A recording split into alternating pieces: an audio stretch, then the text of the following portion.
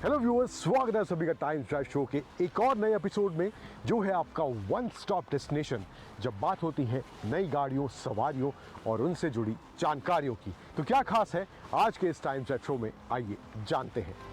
आज के time drive show में आपको मिलवाएंगे एक सेम ब्रांड की, सेम सेगमेंट की दो ऐसी गाड़ियों से जिनको लेकर कस्टमर्स को बहुत दुविधा रहती है। बात करेंगे मारुति की XL6 और मारुति की ही अर्टिगा की, और उसके बाद बारी है KTM की 2024 ड्यूक 390 की सवारी की।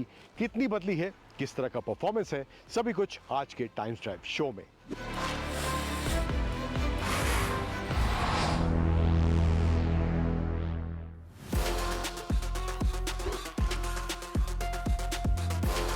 अमूमन दो गाड़ियों का हम जब भी कंपैरिजन करते हैं तो दो डिफरेंट ब्रांड्स की सेम सेगमेंट की गाड़ियों को हम आमने सामने रखते हैं, और कौन सी गाड़ी में ज़्यादा बेटर परफॉर्मेंस, फीचर्स, डिज़ाइन और कीमत के हिसाब से कौन सी ज़्यादा किफ़ायती है, उस पर हम आखिर में अपनी मोहर लगाते हैं।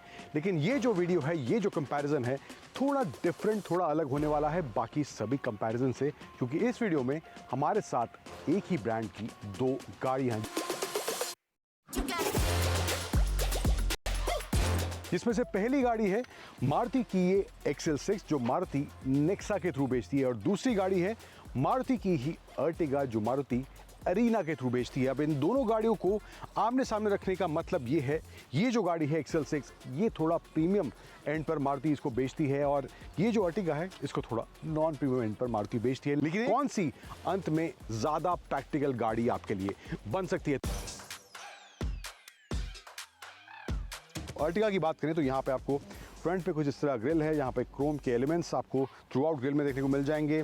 बड़ा सा सुजुकी का लोगो है एंड क्रोम एक्सेंट यहाँ पे ग्रिल के नीचे की तरफ भी इसमें दिया गया है। पियानो ब्लैक थोड़ा एलिमेंट इसके फॉग लैम्प के हाउसिंग के आसपास देखने को मिल जाता है, एंड ये कुछ इसके फ्रंट एंड में मारुति की अर्टिगा में देखने को मिलता है। XL6 की बात करें तो यहाँ पे मामला देखने में ही थोड़ा प्रीमियम हो जाता है। बड़ा सा ये क्रोम एलिमेंट यहाँ पे इसके ग्रिल में दिया गया है, सुजुकी का बड़ा सेंटर में लोगो है, क्रोम का एलिमेंट या नीचे की तरफ भी इसके ग्रिल में देखने को मिल जाता है। तो यस, दोनों गाड़ियों को आमने सामने रखें तो प्रीमियमनेस ज़रूर फील होती है। थोड़ा डिज़ाइन के हिसाब से जो हेडलैम्प का डिज़ाइन है, जो DRL का डिज़ाइन है, वो भी थोड़ा प्रीमियम एंड की तरफ जाता हुआ ज़रूर दिखाई देता है।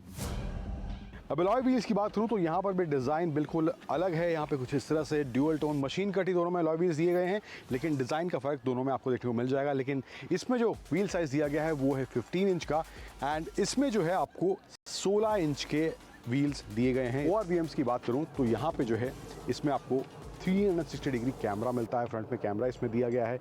इसमें जो है आपको 360 डिग्री कैमरा नहीं मिलता है। तो साइड का जो डिज़ाइन है वहाँ पे बहुत ज़्यादा अंतर नहीं है, थोड़ा बहुत क्लैडिंग का अंतर आपको देखने को मिल जाएगा। लेकिन जो एक और अंतर है इन दोनों गाड़ियों में वो है इनके डायमेंशंस को लेकर।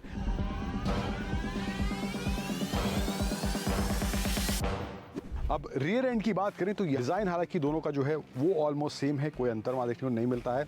जो चीज़ें हैं वो प्रीमियमनेस वाला फील थोड़ा वहाँ ज़्यादा है। लेकिन यहाँ पे अर्टिगा की बात करें तो क्रोम की स्ट्रिप यहाँ पर सेंटर में दी गई है, अर्टिगा की ब्रांडिंग है, स्मार्ट हाइब्रिड की बैजिंग देखने को मिल जाती है, एंड टेल लैम्प्स वही L शेप यहाँ कुछ इस तरह से LED टेल लैम्प्स इसमें देखने को मिल जाते हैं। एंड यहाँ पे इसका जो रियर एंड है यहाँ पे piano black finish plus Chrome का ये स्ट्रिप भी पीछे की तरफ देखने को मिल जाए। तो ये एक पियानो ब्लैक जो एलिमेंट है ये एक एडिशन है कंपेयर टू अर्टिगा XL6 में। एंड जो टेल लैम्प्स का डिज़ाइन है वो भी आपको डिफरेंट देखने को मिलने वाला है। हालांकि LED टेल लैम्प्स हैं, लेकिन अंदर से जो फिनिशिंग है थोड़ा बहुत ब्लैक एलिमेंट आपको इसके टेल लैम्प्स में देखने को मिलेगा, जबकि जो अर्टिगा के टेल लैम्प्स हैं वहाँ पर कुछ ऐसा मामला नहीं दिया गया। XL6 की बड़ी सी branding, again smart hybrid version है तो यहाँ पे ये इसकी ब्रांडिंग देखने को मिल जाती है। एंड रियर में वही जो फ्रंट में देखने को मिला था, यहाँ पे स्किड प्लेट रियर में वही ग्रे टोन में इसमें देखने को मिल जाता है। थोड़ा सा डिज़ाइन का फ़र्क यहाँ पे है, उसका जो रिफ्लेक्टर है यहाँ पे वर्टिकल दिया गया है XL6 में, उसमें जो है हॉरिजॉन्टल कुछ इस तरह से देखने को उसका रिफ्लेक्टर मिल जाता है। बाकी सेंसर्स, कैमरा दोनों में ही देखने को मिलते हैं। एडिशन जो इसमें है वो है 360 डिग्री कैमरा का। अब इस अर्टिगा के इंटीरियर की बात करें तो यहाँ पर आपको सबसे पहले जो इंप्रेशन आता है बैठने के बाद, फ्रंट डैशबोर्ड में, डोर्स में वो थोड़ा ड्यूअल टोन वाला फील मारुति ने इस अर्टिगा में देने की कोशिश करी है। बेज प्लस ये थोड़ा सा वुडन फिनिश, एंड यहाँ पे ये ग्रे टोन में इसका डैशबोर्ड कुछ इस तरह से दिया गया। हालांकि हार्ड प्लास्टिक है बट कुछ इस तरह से मामला यहाँ पे है। 7 इंच के आसपास का स्क्रीन का साइज़ है, जिसमें आपको radio, FM, fuel mileage, time, settings में जाएंगे तो यहाँ पे आपको display settings, date time, language, जो बेसिक चीज़ें अमूमन हम गाड़ियों में देखते हैं in terms of infotainment system, तो वही सब यहाँ पे भी इसमें देखने को मिल जाता है। एंड नीचे की तरफ आएँ तो ये AC कंट्रोल्स दिए गए हैं। यहाँ पे आपको कुछ इस तरह से 2 डायल्स एंड रेस्ट आप बटन्स के थ्रू कंट्रोल कर सकते हैं। 12 वोल्ट का socket, USB charging point, no wireless charging, कुछ सामान रखने की जगह है एंड कूल्ड कप होल्डर्स इसमें देखने को मिलते हैं। ये जो गाड़ी हमारे साथ है ये 6 स्पीड ऑटोमेटिक वाला वर्जन है, स्मार्ट हाइब्रिड वाला वर्जन हमारे साथ है। Arm rest, slidable, bottle holders के अच्छा खासा स्पेस डोर्स में देखने को मिल जाता है। एंड जो सीट्स का मटेरियल है वो यहाँ पे आपको फैब्रिक देखने को मिलेगा इस अर्टिगा के अंदर, एंड वो ड्यूअल टोन में थोड़ा इसका भी फैब्रिक यूज़ करा गया है। स्टीयरिंग पर आए तो लेफ्ट साइड में इसका इंफोटेनमेंट सिस्टम, उसको कंट्रोल करने के बटन्स हैं। नीचे call connect, disconnect, voice command के ऑप्शन दिए गए हैं। राइट साइड में यहाँ पे क्रूज कंट्रोल की सेटिंग के ऑप्शन देखने को मिल जाते हैं। जो इंस्ट्रूमेंट क्लस्टर है 2 डायल्स दिए गए हैं, जिसमें आपको लेफ्ट साइड में इसका टैकोमीटर, राइट साइड में स्पीडोमीटर देखने को मिल जाता है। फ्यूल गेज का इन्फॉर्मेशन भी यहाँ मैनुअल में दिया गया है। सेंटर में MID दिया गया जिसमें आपको average fuel economy, range, gear indicator, odometer, temperature, time, ये सब ऑप्शन यहाँ पे इसमें देखने को मिल जाते हैं। जो स्टीयरिंग का फील है यहाँ पे वही थोड़ा बहुत वुडन फिनिश, हालांकि है प्लास्टिक है वहाँ पे भी यहाँ पे भी, लेकिन वुडन फिनिश यहाँ पे दिया गया है। लेदर स्टिच स्टीयरिंग इस वाले वेरिएंट में यहाँ पे इसमें देखने को मिल जाता है। एंड ऑल्सो 6 स्पीड ऑटोमेटिक है तो ये पेडल शिफ्टर्स के साथ यहाँ पर ये आता है। तो मामला कुछ ये है इसकी पहली कतार का। अब मिडल रो की बात करें इस अर्टिगा की, तो यहाँ पे सबसे पहले 12 वोल्ट का सॉकेट, कुछ सामान रखने की थोड़ी बहुत यहाँ जगह, एक फ़ोन आप यहाँ पे स्लाइड कर सकते हैं। अभी फिलहाल जो सीट मैंने आगे की एडजस्ट करी थी अपने हिसाब से करी हुई थी, लेकिन यहाँ पर जो है जिस पोजीशन में सीट थी यहाँ पर मामला थोड़ा तंग लग रहा है, लेकिन ऑप्शन है इसको पीछे करने का, इसको रिक्लाइन करने का। अब इससे होगा क्या, थर्ड रो का मामला हो जाएगा ऑलमोस्ट ख़त्म, लेकिन इस पोजीशन में आने के बाद थोड़ी कंफर्टेबल अब ये सेकंड रो लग रही है। एंड ऑल्सो ये सीट भी आप उस हिसाब से स्लाइड या इसको रिक्लाइन कर सकते हैं। एंड ये कुछ 60-40 स्प्लिट के हिसाब से यहाँ पे दिया गया है। अब इसमें जो है कैप्टन सीट्स वाला ऑप्शन नहीं है जो कि XL6 में है, वहाँ पर मैं बैठ के आपको वो दिखाऊंगा, लेकिन मामला कुछ इसकी सेकंड रो में ये है। थोड़ा एडजस्ट करने के बाद यहाँ पे मेरे हिसाब से लेग रूम, थाई सपोर्ट अच्छा खासा मिल रहा है, एंड हेड रूम भी यहाँ पे मेरे हाइट के हिसाब से अच्छा खासा यहाँ पे है।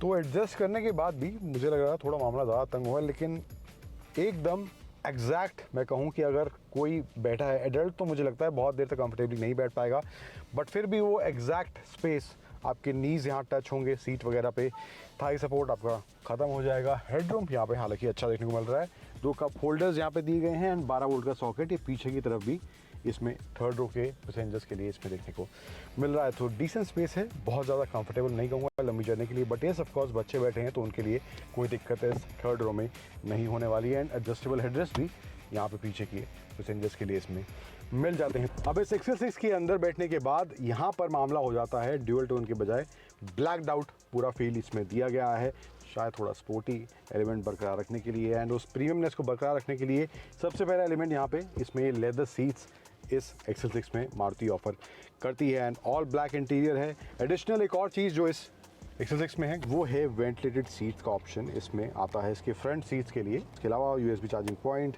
12 वोल्ट का सॉकेट एंड सेम जो AC कंट्रोल्स का फील है सेम है, बस कलर चेंज हो गया, यहाँ पे ब्लैक है वहाँ पे बेज था।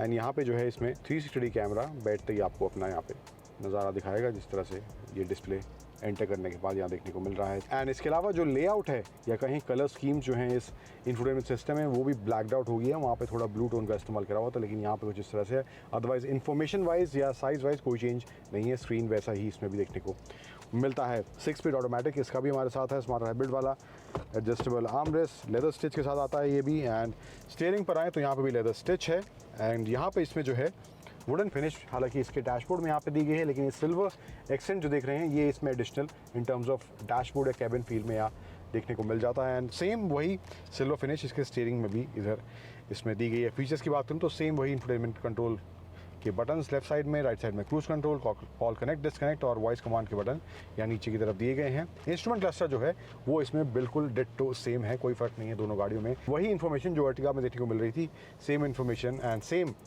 जो MID है सेंटर में उस स्क्रीन में वही इन्फॉर्मेशन देखने को मिल रही है, कोई चेंज नहीं है। पैडल शिफ्टर्स इसमें भी यहाँ देखने को मिल जाते हैं। सो ओवरऑल ये कुछ फील है इसके फ्रंट कैबिन या फ्रंट रो का बात करें। अब दूसरी कतार जो मैं बात कर रहा था इस XL6 में एक्स्ट्रा जो चीज़ मिलती है वो है यहाँ पे कैप्टन सीट्स का ऑप्शन यहाँ देखने को मिल जाता है। लेदर स्टिच सीट्स आपको सेकेंड थर्ड रो की भी यहाँ मिलती हैं, ऑब्वियस बात है। इसको थोड़ा सा मैं एडजस्ट करता हूँ अपने हिसाब से एंड यहाँ पे leg room, Thai support, head room अच्छा खासा मेरे हिसाब से, एंड यहाँ पे थोड़ा वो एक्स्ट्रा सपोर्ट आपको आर्मरेस्ट के तौर पर इस कैप्टन सीट्स में यहाँ पे मिल जाता है। इसके अलावा जो overall feel, same blacked out feel यहाँ पे भी सेकंड रो में देखने को मिल रही है। ब्लोअर वगैरह जो दिए गए हैं यहाँ पे सेम अर्टिगा वाला ही मामला यहाँ पे भी in terms of blower second row के और थर्ड रो के लिए यहाँ पे देखने को इसमें मिल जाता है। 12 वोल्ट का सॉकेट है एंड यहाँ पे सेम वही डिज़ाइन के साथ यहाँ पे ब्लैक्ड आउट, हालांकि ये एलिमेंट्स हैं सब प्लास्टिक जो है, यहाँ पे फ़ोन रखने की जगह एक सेम वैसी ही अर्टिगा वाली इसमें भी दी गई है। एंड ऑल्सो बॉटल होल्डर्स की बात करूँ तो यहाँ पे फर्स्ट रो में भी अच्छा स्पेस है और सेकंड रो में भी बॉटल होल्डर्स के लिए यहाँ पे अच्छा खासा स्पेस देखने को मिल जाता है। 1 लीटर की बॉटल ईजिली चारों दरवाज़ों में आप रख सकते हैं। एंड ऑल्सो थर्ड रो में भी कुछ स्पेस है, लेकिन प्रैक्टिकल क्या इस XL6 की थर्ड रो अर्टिगा ज़्यादा, क्योंकि इसका जो लेंथ है 50 मिलीमीटर एक्स्ट्रा है अर्टिगा के मुकाबले, एंड ऑल्सो वेट भी थोड़ा ज़्यादा है अर्टिगा के मुकाबले। तो थर्ड रो क्या ज़्यादा प्रैक्टिकल साबित होती है नहीं, एक बार उसको देखते हैं। अब यहाँ बैठने के बाद जो वहाँ पे एकदम कट टू कट मामला था, सीट से जो मेरी लेग्स हैं वो एकदम चिपकी सटी हुई थी, लेकिन यहाँ पर हल्का सा स्पेस मुझे एक्स्ट्रा मिल रहा है एंड थोड़ा ज़्यादा मैं कहूँ कंफर्टेबल भी यहाँ पे इसकी थर्ड रो में इस स्पेस की वजह से इस XL6 में मुझे ज़रूर लग रहा है। तो वो थोड़ा सा अंतर मार्जिनल फ़र्क है, हालांकि लेंथ और वेट में लेकर तो वहाँ पे थोड़ा सा एक्स्ट्रा आपको वो इसकी थर्ड रो में बैठने के बाद ज़रूर महसूस होगा। एंड अगेन एडजस्टेबल हेडरेस्ट यहाँ पे भी हैं एंड येस ऑफ कोर्स जो ओवरऑल फील है थोड़ा प्रीमियम इस XL6 में बैठने के बाद भी ज़रूर लगता है।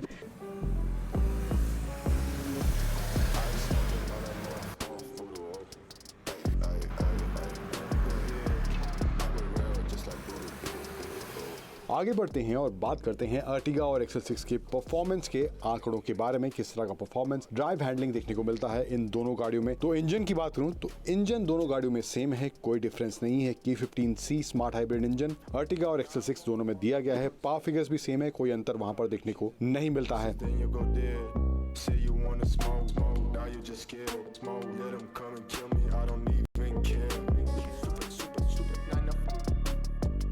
अब परफॉर्मेंस जो है दोनों गाड़ियों में इंजन सेम है, तो वहां पर कोई अंतर देखने को नहीं मिलता है। शुरुआत में एक्सेलरेशन जो है वो बहुत ही तेज तर्रार महसूस बेशक ना हो, लेकिन जो इंजन की रिफाइनमेंट है वो आपको शुरुआत से ही ड्राइव में महसूस होनी शुरू हो जाएगी और उस मामले में ये आपको बिल्कुल भी निराश नहीं करेगा। चाहे वो सिटी की बात हो, हाईवे की बात हो, दोनों ही माहौल में इंजन बेहद ही रिफाइंड फील होता है।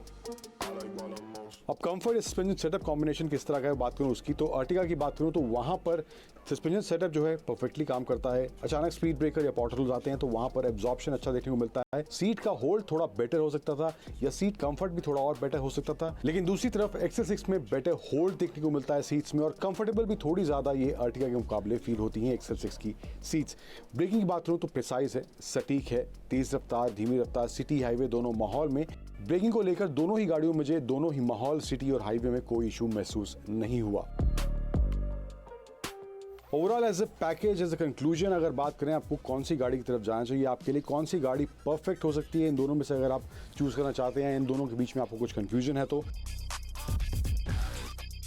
तो मेरी तरफ से जो लोग XL6 की तरफ जाना चाहते हैं तो वो अगर अपनी इस 7 सीटर में कुछ प्रीमियम एलिमेंट्स तलाश रहे हैं, थोड़ा एक्स्ट्रा पे कर सकते हैं उन सब चीज़ों के लिए, उन सब फीचर्स के लिए, डिज़ाइन में वो प्रीमियमनेस एक्सपेक्ट करते हैं और कैबिन फील में भी वो प्रीमियम एलिमेंट थोड़ा एक्सपेक्ट करते हैं, एंड साथ ही साथ जो थर्ड रो है वहाँ पे थोड़ा better comfort in terms of 7 seater जो अमूमन हम देखते हैं, लेकिन उनके मुकाबले थोड़ा बेटर कंफर्ट या बेटर स्पेस एक्सपेक्ट करते हैं, तो उस मायने में मुझे लगता है XL6 एक अच्छा ऑप्शन ज़रूर बन सकती है। वहीं दूसरी तरफ जो लोग अपना थोड़ा पैसा बचाना चाहते हैं लेकिन 7 सीटर लेना चाहते हैं और साथ ही साथ जो कुछ प्रीमियम फीचर्स या elements in terms of design या कैबिन फील में देखने को मिलता है तो वहाँ पर थोड़ा कॉम्प्रोमाइज कर सकते हैं, तो मुझे लगता है अर्टिगा उस कैटेगरी के लोगों के लिए एक प्रॉमिसिंग प्रोडक्ट जरूर बन सकती है। टाइम्स ड्राइव शो में वक्त हो चला एक छोटे से ब्रेक का, लेकिन ब्रेक के उस पार आपको मिलवाएंगे KTM की 2024 तेज तर्रार ड्यूक 390 से।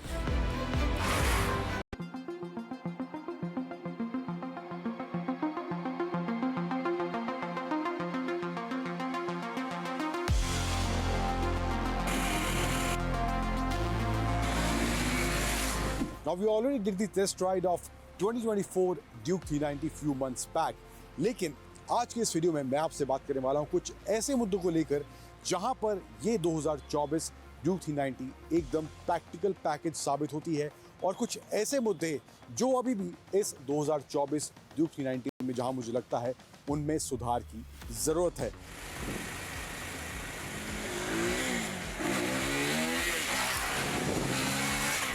इसके साथ साथ क्या तब्दीलियां हुई हैं, क्या changes in terms of design, in terms of features इस 2024 ड्यूक 390 में देखने को मिलते हैं। बात करने वाला हूं उन सभी के बारे में मैं आपसे इस वीडियो में। मैं हूं अंकुर तनेजा। शुरुआत करते हैं इस 2024 ड्यूक 390 के रिव्यू की।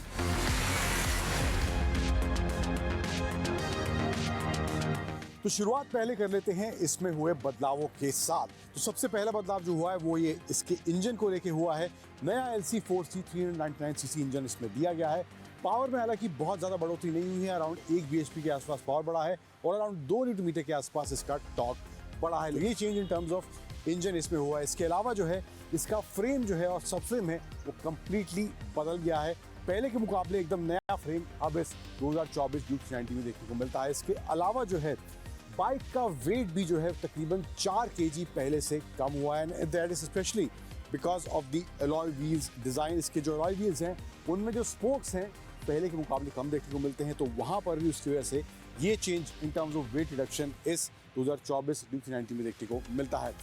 फिर जिसका फ्रंट फेस है वो भी कम्प्लीटली बदल गया है। DRLs जो हैं अब वो अलग से हेडलैम्प से अलग आपको देखने को मिलेंगे। पहले जो थे वो हेडलैम्प में ही इंटीग्रेटेड देखने को मिलते थे, लेकिन अब जो है वो अलग से बाहर की तरफ दिए गए हैं। एंड ऑल्सो जो फ्रंट फोक्स हैं वो भी अब आपको 5 स्टेप एडजस्टेबिलिटी के ऑप्शन के साथ मिलते हैं, जो कि पहले ड्यूक 390 में नहीं आता। तो ये भी एक नया और एक मेजर अपडेट इस 2024 ड्यूक 390 में हुआ। इसके अलावा आप साइड से जो डिज़ाइन देख रहे हैं, यहाँ पे जो इसके पैनल्स हैं ये भी पहले से ज़्यादा एक्सटेंड हो गए आगे की तरफ और पहले से और ज़्यादा शार्प और अग्रेसिव ये ड्यूक 390 देखने को मिल रही है। फिर इसके अलावा जो है सीट हाइट जो है वो भी बदल गई है। 823 मिलीमीटर पहले सीट हाइट थी, लेकिन अब जो है 2 ऑप्शन है सीट हाइट की, 800 मिलीमीटर और 820 मिलीमीटर। सो इन केस आप टॉलर राइडर हैं तो वहाँ पर आपके पास 820 मिलीमीटर का ऑप्शन भी इस ड्यूक 390 2024 में देखने को मिल जाता है। इसके अलावा एक जो चेंज हुआ है वो है इसके इंस्ट्रूमेंट क्लस्टर में फीचर ऐड करा गया है।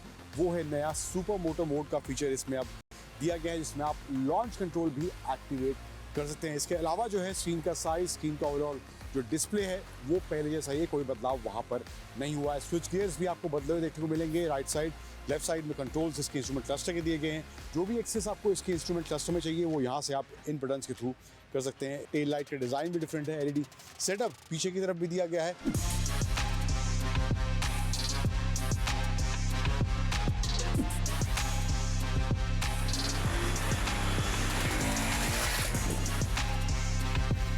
अब इस 2024 KTM ड्यूक 390 का रियल वर्ल्ड एक्सपीरियंस किस तरह का रहा है, सिटी हाईवे दोनों माहौल में बाइक कैसा परफॉर्म करती है, कहाँ सही है कहाँ नहीं, उसकी बात करते हैं। पहले कुछ पावर फिगर्स पर नज़र डालते हैं। 45 bhp इसका पावर है और 39 Nm ये टॉर्क जनरेट करता है। इसमें जो इंजन दिया गया है नया इंजन है, slightly increase power and slightly increase torque इसमें देखने को मिलता है। अब शुरुआत से ही KTM की बाइक जो जानी जाती हैं वो अपने इनिशियल स्पाइक या टॉर्क जो शुरुआत में ही बाइक से निकलता और दिखाई देता है उसके लिए और अपने डिज़ाइंस के लिए ये ब्रांड सबसे ज़्यादा जाना जाता है।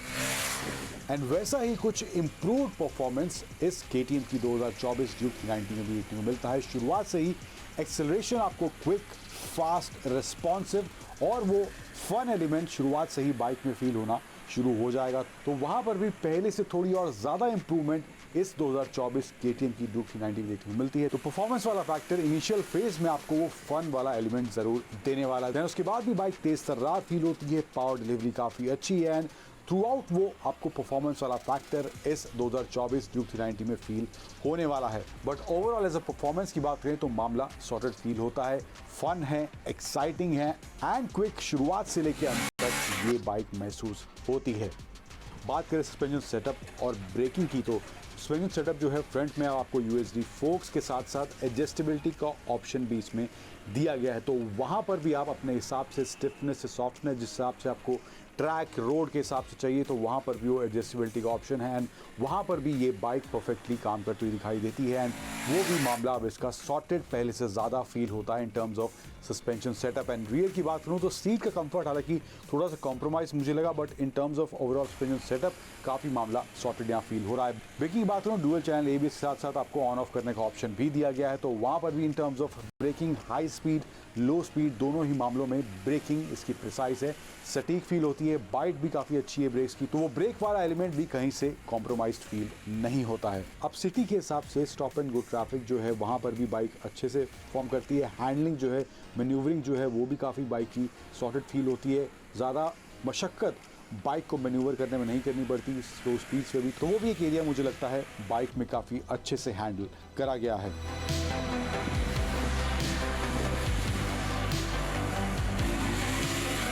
शुरुआत में जो मैं कह रहा था कौन सी चीज़ें हैं जो इस बाइक को एक पोटेंट पैकेज बनाती हैं और कौन सी चीज़ें हैं जो इस बाइक में मुझे अभी भी लगता है जहां पर थोड़ी सी सुधार की अभी भी रिक्वायरमेंट है। तो पहले मैं आपको बताता हूं कौन से ऐसे एलिमेंट्स हैं जो इस बाइक को सेगमेंट में बाकी सभी बाइक से अलग ठहराते हैं। जैसे कि सबसे पहला एलिमेंट जो मुझे इस बाइक को देखते ही इंप्रेसिव लगता है वो है इसका डिज़ाइन। डिज़ाइन के मामले में ये बाइक जो है एकदम आउटस्टैंडिंग लगती है, शार्प है, अग्रेसिव है, स्टाइलिश है एंड वो जो यूथफुल कैरेक्टर वाली बात होती है तो वो थ्रू आउट इस बाइक के डिज़ाइन में हर तरफ से झलक के ज़रूर आता है। अब जो अगला एलिमेंट मुझे इस बाइक के बारे में इंप्रेसिव है, इस बाइक को लेकर इंप्रेसिव लगता है, वो है इसके परफॉर्मेंस को लेकर। बाइक में हालांकि अब जो है थोड़ी सी पावर और टॉर्क की बढ़ोतरी हुई है, लेकिन बाइक का जो शुरुआत का स्पाइक है या शुरुआत का जो पंच है वो काफ़ी अच्छा देखने को मिलता है। एंड इसके अलावा जो लो एंड है जहां पर पहले कस्टमर को शिकायत रहती थी या राइडर्स को शिकायत रहती थी, वहां पर भी थोड़ी सी इंप्रूवमेंट पहले के मुकाबले देखने को मिल रही है। फिर अगला एलिमेंट जो मुझे इस बाइक को लेके इंप्रेसिव लगता है वो है in terms of tech and features जो इस बाइक में दिए गए हैं। एडिशनल जो फीचर्स में ऐड करा गया है सुपर मोटो बोर्ड को लेकर, लॉन्च कंट्रोल वाला ऑप्शन दिया गया है। इसके अलावा इसमें ड्यूअल चैनल एबीएस जैसे feature, traction control on off का ऑप्शन इसमें देखने को मिल जाता है। ये सब फीचर्स जो हैं इस बाइक को काफ़ी पोटेंट पैकेज ज़रूर बनाते हैं। अब कुछ ऐसे एलिमेंट्स जो मुझे लगता है इस 2024 ड्यूक 390 में जहां पर अभी सुधार की जरूरत है, सबसे पहला जो है वो है इसकी सीट की कुशनिंग को लेकर। सीट जो है अगर आप शॉर्ट राइड या सिटी में राइड कर रहे हैं तो वहां पर कोई दिक्कत या अनकंफर्टेबल आपको महसूस नहीं कराएगी, लेकिन अगर आप लॉन्ग राइड्स पर जा रही हैं तो वहां पर मुझे लगता है थोड़ा सा बेटर कंफर्ट इसकी सीट्स में होना चाहिए था। अब जो अगला इवेंट मुझे लगता है थोड़ा सा और सॉर्टेड अगर इस बाइक पे फील होता तो ज़्यादा और बेटर पैकेज ये बाइक बन सकती थी, वो है वाइब्रेशंस को लेकर। टैंक में, हैंडल बार में एंड सीट में भी आपको स्लो स्पीड्स और कभी कभार जब 4500 आरपीएम के आसपास आप बाइक को ले जाएंगे तो वहाँ पर भी आपको वाइब्रेशंस इस बाइक में फील होंगी। तो ये भी एक एलिमेंट लगता है मुझे जहाँ पर और इम्प्रूवमेंट अभी भी थोड़ी मुझे लगता है हो सकती है। हमेशा की तरह एक बार फिर वक्त हो चला है आप सभी से विदा लेने का, लेकिन आज के शो से जुड़े आपके कुछ सवाल या सुझाव हैं तो आप हमें टाइम्स ड्राइव के सोशल मीडिया हैंडल्स पर वो भेज सकते हैं। और हमेशा की तरह always wear your seat belt while driving, always wear your helmet while riding, drive safe, ride safe. Thank you for joining and stay tuned to ET Now Swadesh।